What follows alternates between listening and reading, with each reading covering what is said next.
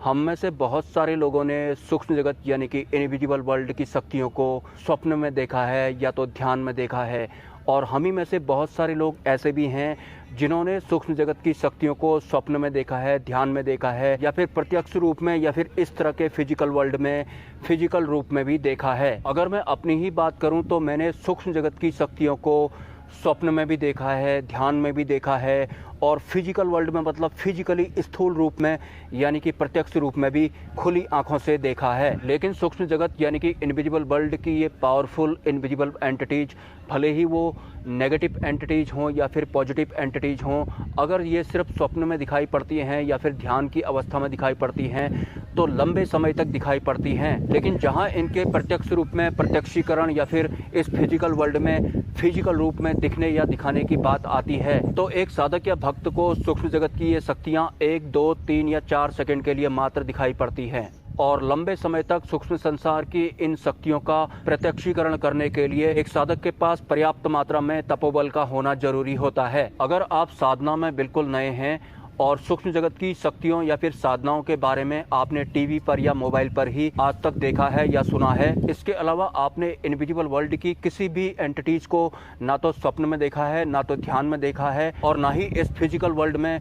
Physically अवस्था में देखा है, तो इस फिजिकल वर्ल्ड के मानव निर्मित माया वाले संसार में, जिसके अंडर में मानव निर्मित विज्ञान या फिर मानव निर्मित मीडिया भी आता है, तो एक आम इंसान को ऐसा लगता है कि अगर उसे सिद्धि प्राप्त हो जाती है तो उसे बहुत सारा धन प्राप्त हो जाएगा या फिर इस फिजिकल वर्ल्ड में उसका एक बहुत बड़ा नाम हो जाएगा। तो इस मनोभाव को लेकर एक आम इंसान जब साधना के क्षेत्र में उतरता है तो उसे ये भी नहीं पता होता कि अगर वो साधना करता है तो इस दौरान उसके काम, क्रोध, लोभ, मोह, भय की परीक्षा भी होती है। इसके अलावा उस आम इंसान ने आज तक किसी भी सूक्ष्म जगत की शक्ति को ना तो स्वप्न में देखा होता है, ना तो ध्यान में देखा होता है, और ना ही फिजिकली देखा होता है। उसे सूक्ष्म जगत की व्यवस्थाओं के बारे में जो भी पता होता है मानव निर्मित मीडिया द्वारा या फिर बाहरी तत्वों द्वारा ही पता होता है। और जैसा कि मैं अपने वीडियोज में बताता हूँ कि सूक्ष्म जगत में कई तरह की शक्तियाँ विचरण करती हैं जो स्वभाव के मामले में भी हम इंसानों से काफी अलग होती हैं। उनमें तामसिक शक्तियां भी होती हैं, सात्विक शक्तियां भी होती हैं, राजसिक शक्तियां भी होती हैं, या फिर नेगेटिव और पॉजिटिव शक्तियां भी होती हैं। यकीनन हर सूक्ष्म जगत की शक्ति का भी अपना एक मकसद होता है, अपने लोक के हिसाब से उन्हें भी सरवाइव करना होता है।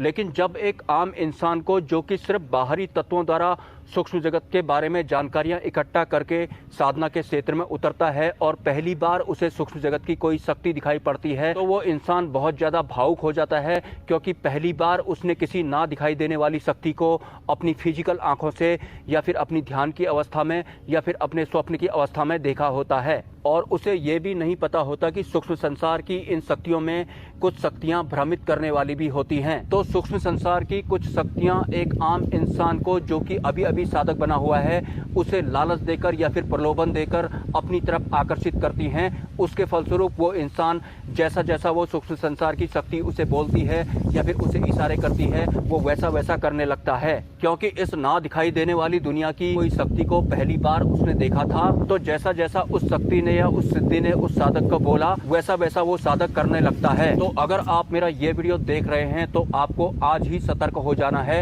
आपने दिल्ली के बुराड़ी केस के बारे में तो जरूर सुना होगा, जिसमें एक ही परिवार के 11 लोगों ने अपने आप को फांसी पर लटकाया था, जिसमें उस परिवार के बच्चे से लेकर बड़े से लेकर बुजुर्ग भी शामिल थे। और उन सभी ने अपनी आंखों पर सफेद पट्टी बांध रखी थी और उनका चेहरा देखने से ऐसा प्रतीत हो रहा था कि वो मुक्ति प्राप्त करने के उद्देश्य से इस कृत्य को अंजाम दे रहे हैं। यकीनन उस परिवार के किसी एक इंसान को सूक्ष्म जगत की किसी शक्ति द्वारा भ्रमित किया गया था। तो जैसा जैसा उस सूक्ष्म संसार की शक्ति ने उस साधक को बोला, वैसा वैसा वो करते गया। और उसके साथ साथ उसके परिवार के मेंबर ने भी सूक्ष्म जगत की किसी शक्ति को पहली बार देखा था, तो उन्होंने भी बिल्कुल वैसा ही किया जैसा जैसा सूक्ष्म संसार की वो शक्ति उसे बोलती गई। और एक दिन न्यूज आती है कि दिल्ली के बुराड़ी क्षेत्र के एक ही परिवार के लोगों ने फांसी लगाकर आत्महत्या कर ली। तो यकीनन सूक्ष्म जगत की एक भ्रमित करने वाली नेगेटिव ऊर्जा ने सबसे पहले उनके परिवार के किसी एक इंसान को लालच या लोभ दिया, और उसके बाद जैसा जैसा वो भ्रमित करने वाली नेगेटिव एनर्जी उस साधक को या उसके परिवार वालों को बोलती रही, वो वैसा वैसा करते चले गए। जितना भी मैंने वो वीडियो देखा था